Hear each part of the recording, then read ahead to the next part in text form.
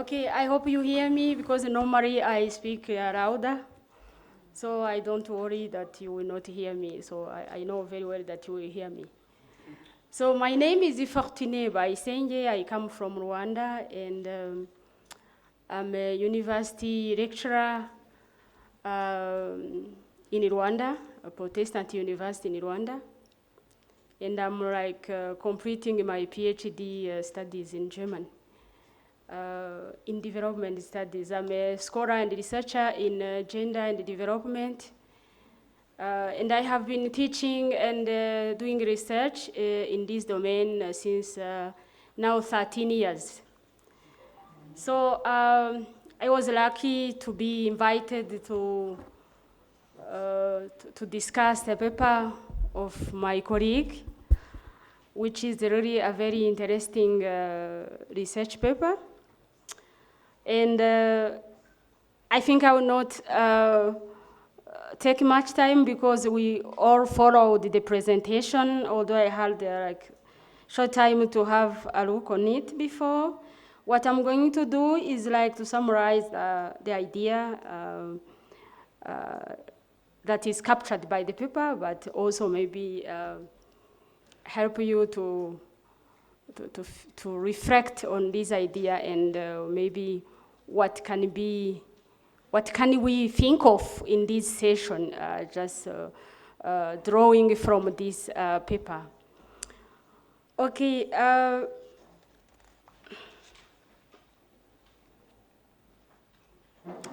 This paper, as she introduced, focuses on this initiative by the Catholic Church for building peace and reconciliation processes after a conflict between two ethnic groups in the northern Kenya. And her research focus was to see or to locate the position of women in this process. And from the presentation or the findings of the paper, it shows that the role of women in these peace-building processes or reconciliation was very important and crucial for this model of Catholic Church to succeed. However, women were considered as silent, so they were not shown up by the model. The paper shows that this Catholic Church model, it's a homegrown solution. It's a homegrown initiative. It's an initiative that is not copied from anywhere else, that rather growing from within the community, the specific community, to address the specific problem of that community, and involves the community members to address their problems. So which means that the approach is really using the bottom-up approach of development. So that the model, the paper described the model as a pure community initiative, which read at the end of the day on its success to some extent. And because the paper, the focus was on to locate the position of women in that processes, as you have seen, the paper shows that the model of the church, although grounded from within the community, but it's much influenced by the patriarchal system. Yeah, and as you have seen, the reason why this is happening is because women are not shown up, are not part of these 12 steps that the model uses for this process of peace building. They were just coming in to fill or to play the role as the bridge for this model to proceed, like to cook for those people who were gathering, and for telling the story when it comes to say about the trauma and the pain that people endured during the conflict. But they were not part of the leadership, they were not part of the negotiation between different groups. So yeah, that's why the patriarchy is part of this. And therefore, the paper shows that the model does not really involve the voice of women. However, the model created some opportunity for women in this process of peace building. Women could show up their agency individually and collectively.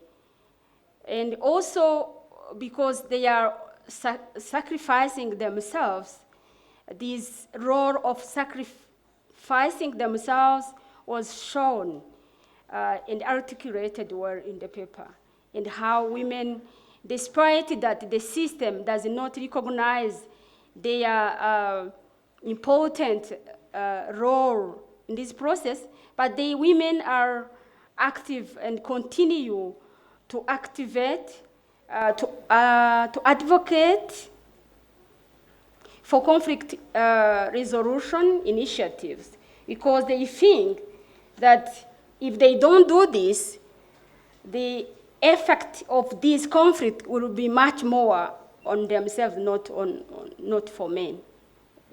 The effect of this conflict will continue to affect their life much more compared to men. The paper also shows that women have challenges in these development initiatives, or in the daily initiatives toward peace building. They have challenges. One of the challenges that she mentioned is that women continue, although they are sacrificing for themselves, for the peace building, but men and the community does not really sacrifice or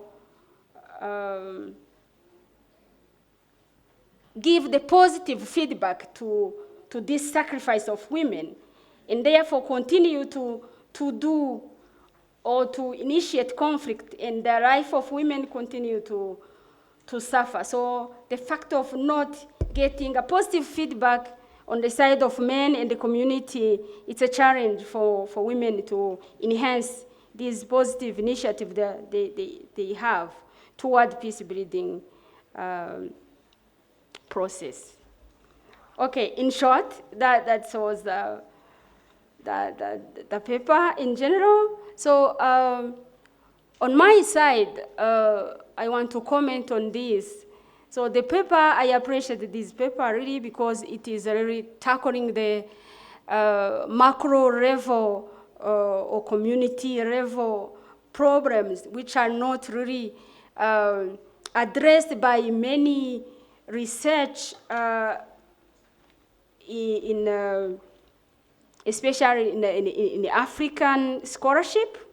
So this is, for me, a positive aspect of the paper. And it also tries to give the voice to women, showing their agency in the daily conflict resolution and peace building initiatives.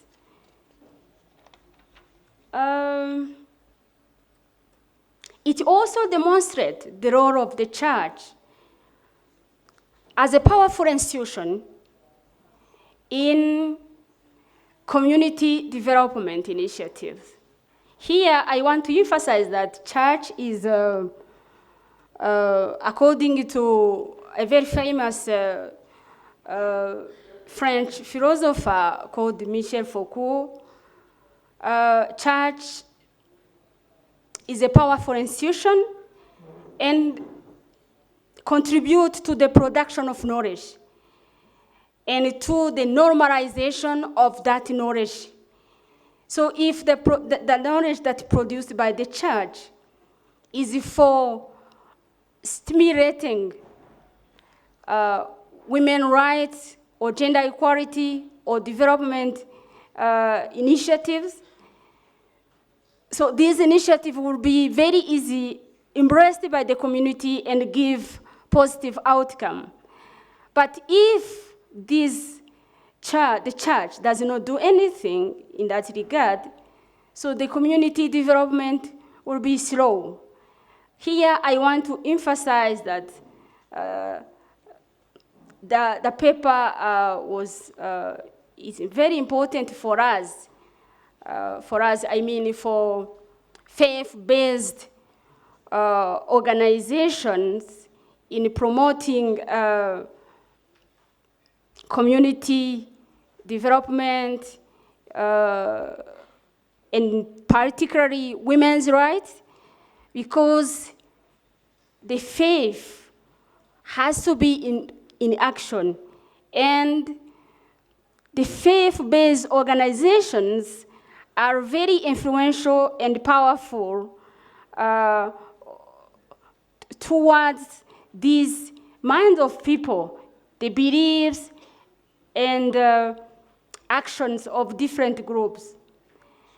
And the last thing that I appreciated from this paper, and then we should learn from it, is that, as Foucault says, the power commonly is known as that is possessed.